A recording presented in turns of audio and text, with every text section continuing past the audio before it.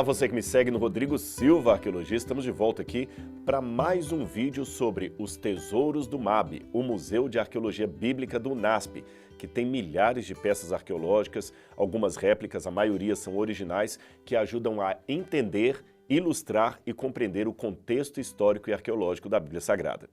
E no vídeo de hoje eu quero falar um pouquinho sobre uma cultura dos egípcios que pode lançar luz a alguns textos da Bíblia Sagrada. E eu estou falando desse objeto aqui. Olha este rostinho de madeira que você está vendo aqui. Parece pequeno, mas isso aqui tem aproximadamente 2.600 anos de idade. É uma máscara mortuária egípcia. Aqui você tem, inclusive, por incrível que pareça, restos ainda da tinta original que você pode ver aqui, multicolorida, tá bom? E um rosto pequenininho, indicando uma fisionomia, uma lembrança do defunto. Ou seja, isso aqui, até eu vou virar para vocês olharem, esta máscara de madeira, ela tinha inclusive esses buracos aqui, porque ela era encaixada justamente no sarcófago de alguém que morria. É lógico que quando se tratava de um faraó, de um governante, de um vizir do Egito, a elaboração da funerária era muito mais requintada. As máscaras mortuárias como esta não eram de madeira, eram feitas de ouro, tinham inclusive pedras preciosas incrustadas ali em todo o sarcófago, o túmulo era muito mais sofisticado. Então o sujeito que foi morto e teve a sua máscara mortuária de madeira assim pintada, era alguém que não era tão pobre assim, tão miserável, mas estava longe de pertencer à elite. Esse tipo de máscara de madeira que nós encontramos em contexto egípcio, ele não é relativamente raro na arqueologia. E nós temos pelo menos uns 2 exemplares aqui na coleção do UNASP, esse e mais um outro. Bom, e o que eu posso falar com vocês a mais sobre essas máscaras mortuárias?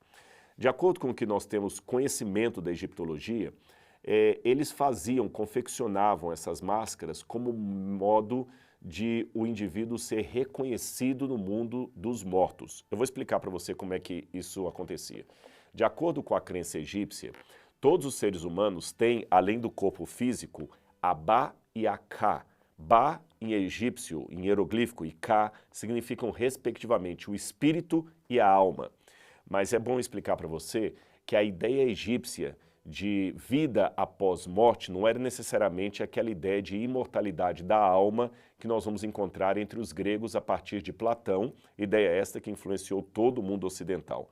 Eu estou falando daquela ideia corrente que a pessoa morre e a alma sai e vai até o céu, isso é uma ideia platônica, tá bem? Não vou entrar em todos os detalhes disso aqui, o que a Bíblia diz a esse respeito, porque fugiria ao nosso assunto. Mas por hora basta você saber que, embora povos como os egípcios crescem na vida após morte, eles não tinham essa ideia grega de imortalidade da alma que foi cunhada depois. Na visão egípcia, para você viver no mundo dos mortos, em primeiro lugar, você precisaria de um corpo físico. Por isso que é diferente de Platão. Não é a ideia de você ter uma alma que sobrevive ao seu corpo e fica como uma névoa perambulando por aí. Não, não se trata disso. Na verdade, como eu disse, você, quando morria, precisava de um corpo físico. Por isso que os egípcios eram tão pródigos em mumificar muito bem as pessoas que morriam, e quanto mais dinheiro você tivesse, mais sofisticada seria a sua mumificação, porque você precisa do seu corpo para sobreviver no mundo dos mortos. Daqui a pouco eu vou explicar como é que funcionava isso.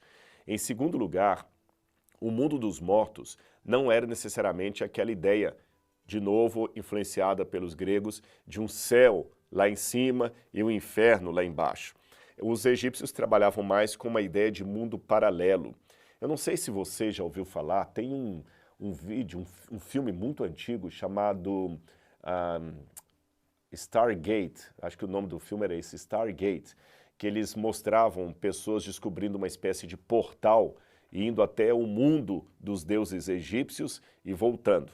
É lógico que é um filme de ficção científica, mas ele é baseado nessa mitologia egípcia que o mundo dos mortos, o mundo dos deuses, ele está aqui, ele é paralelo com o nosso mundo, é como se fosse uma outra dimensão. Sabe aqueles filmes como esse que eu falei do Stargate, que você abre um portal e entra para uma outra dimensão paralela que está aqui convivendo com a nossa, uma sem perceber a outra? Seria mais ou menos isso. Então eles acreditavam que quando a pessoa morria, o deus Anubis vinha até o corpo para tirar o indivíduo dali e levá-lo para comparecer perante o trono de Osíris, não sem antes passar por um julgamento diante da deusa Maat, com o testemunho de todos os demais deuses. Quando o sujeito ia até a frente de Osíris, depois de ter sido aprovado, é claro, no julgamento dos deuses, ele recebia de Osíris a bênção e a autorização para poder continuar vivendo para sempre. Então ele sairia da frente de Osíris, passaria de novo, porque tem a barca solar também, que faz toda essa trajetória, ele usaria a barca solar e o abá dele teria a chance de sobreviver para sempre. Onde? Através da múmia. Por isso que eles deixavam dentro dos sarcófagos e também dentro das câmaras mortuárias comida para a múmia, mel, vinho, brinquedos. Você sabe, quando encontraram em 1922, Howard Carter descobriu a tumba de Tutankhamon, que estava intacta, ninguém tinha aberto essa tumba ainda. Lá dentro eles tinham miniaturas, tinham espadas, tinham flechas, tinham tronos do faraó, camas portáteis dele, roupas, até cueca, tudo que o faraó tinha estava ali, para que ele pudesse continuar vivendo. E eles lacravam, os egípcios, lacravam muito bem a entrada desses sarcófagos para que ninguém acabasse entrando ali, roubando os utensílios sagrados, porque ele roubaria o próprio indivíduo, o próprio morto. E além disso, aquela perturbação do sarcófago seria a perturbação do reino eterno do egípcio. Por isso até também que na cultura egípcia, isso é interessante, mesmo os palácios faraônicos eram feitos de tijolos de barro. Mas os sarcófagos, as câmaras funerárias, essas eram feitas na rocha, na pedra, ou na época de Kelps, daquelas pirâmides enormes, para que a pessoa pudesse ficar para sempre protegida ali, como a pedra é eterna. Agora, aqueles que eram mais sofisticados, como o faraó Ramsés II, por exemplo, além da sua múmia, tinham também várias estátuas de si mesmas, várias estátuas de si mesmos que ficavam espalhadas por todo o Egito.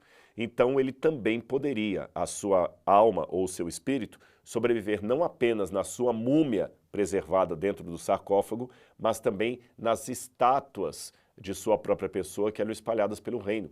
Assim ele poderia passear de estátua em estátua. Eram as crenças egípcias. Mas continuando ainda nessa modalidade do que acontece depois da morte na teologia egípcia, o deus Anubis, como eu falei com você, era aquele que vinha até o sarcófago para levantar o espírito do defunto e levá-lo até Osíris. Mas para isso, Anubis tinha que primeiro reconhecer quem estava sepultado ali. E o que possibilitava esse reconhecimento? A máscara mortuária como essa, tá bem? O sujeito que era mais simples, que não tinha condição financeira de ter uma máscara de ouro, tinha pelo menos uma de madeira. Então ele olhava no sarcófago a máscara, reconhecia o indivíduo, chamava o indivíduo pelo nome, o indivíduo o acompanhava. Se ele não tivesse, ele o defunto, uma máscara mortuária ou seu nome claramente escrito ali no sarcófago, Anubis desconsideraria aquele caixão, aquele túmulo, e a pessoa ficaria para sempre morta, perderia a única chance que ela teria para a vida eterna. Entendeu como é que era o processo? Agora, como é que isso me ajuda a entender a cultura bíblica? Nós não temos todos os detalhes de como essas máscaras mortuárias eram usadas em toda a antiguidade, mas nós temos acenos arqueológicos que o uso de máscaras mortuárias não se limitava apenas à questão funerária.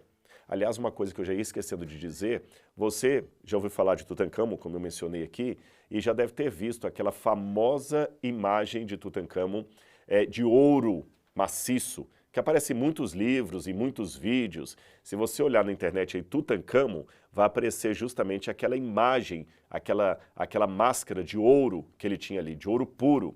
Pois é, aquela estátua de Tutankhamon, aquela máscara, era a máscara mortuária que eu acabei de mencionar para vocês. Agora, nós temos indícios, como eu mencionei, de que essas mesmas máscaras também eram usadas em rituais religiosos para representar os deuses. Eles encontraram máscaras assim em Jericó, por exemplo, e também em Hatzor, Ou seja, eram máscaras que serviam tanto para o processo fúnebre quanto para os cultos pagãos. E cultos pagãos e processo fúnebre estavam interligados ali, juntamente com outro elemento, que eram os cultos de fertilidade, cultos da agricultura, celebração pelo plantio, pela colheita. Então, tudo isso a uma faziam parte do processo pagão. Talvez foi por causa desses elementos que Deus proibiu o povo de Israel de fazer semelhanças do que há acima no céu, embaixo na terra, ou debaixo da terra. Vocês conhecem isso pelos 10 mandamentos, mas eu vou ler uma passagem aqui. O livro de Êxodo, capítulo 34, verso 17, diz assim: não faça ídolos de metal para você. Não faça ídolos de metal para você. No hebraico está assim: Elohi Maserá Lo Ta'asá. No hebraico, Maserá significa máscara, no hebraico moderno. Agora, se você olhar no hebraico bíblico, ela pode ter, além do sentido de máscara, outros 3 significados. Maserá pode ser qualquer coisa fundida, qualquer imagem fundida, que você pega o metal, coloca ali no molde e faz uma peça de fundição. Maserá pode ser também uma peça modelada, algum tipo de metal ou mesmo madeira que você vai modelando, você vai esculpindo. Ou, em terceiro lugar, Maserá também pode significar mistura. Mistura, por exemplo, de um tecido com outro, de um tipo de metal com outro metal. Então, no hebraico bíblico, você pode ter Maserá como uma imagem esculpida, como uma imagem modelada, como uma imagem feita de vários elementos misturados. E não podemos esquecer a quarta função, a quarta definição de Maserá como sendo máscaras. Máscaras, talvez, como estas. Então fica muito claro na Bíblia, quando dentro desse contexto pagão, de influência pagã, Deus proibisse aos hebreus de fazerem qualquer semelhança, qualquer maserá, qualquer máscara que lembrasse o que está em cima no céu ou embaixo na terra. Veja que essa maserá, essa máscara, ela foi esculpida na madeira. Então, ela também poderia ser uma das razões de Deus colocar aquele mandamento. Nós temos exemplos na Bíblia de reis que em sua apostasia acabaram fazendo esse tipo de coisa. Quando a gente vai, por exemplo, para 2 Crônicas, capítulo 28, 2 Crônicas, eu vou ler essa passagem para vocês aqui, capítulo 28, versículo 2, quando fala do rei Acás, que foi um rei terrível, diz assim, eu vou ler o verso 1 também. Acás tinha 20 anos de idade quando começou a reinar, e reinou 16 anos em Jerusalém. Ao contrário de Davi, seu predecessor, não fez o que o Senhor aprova.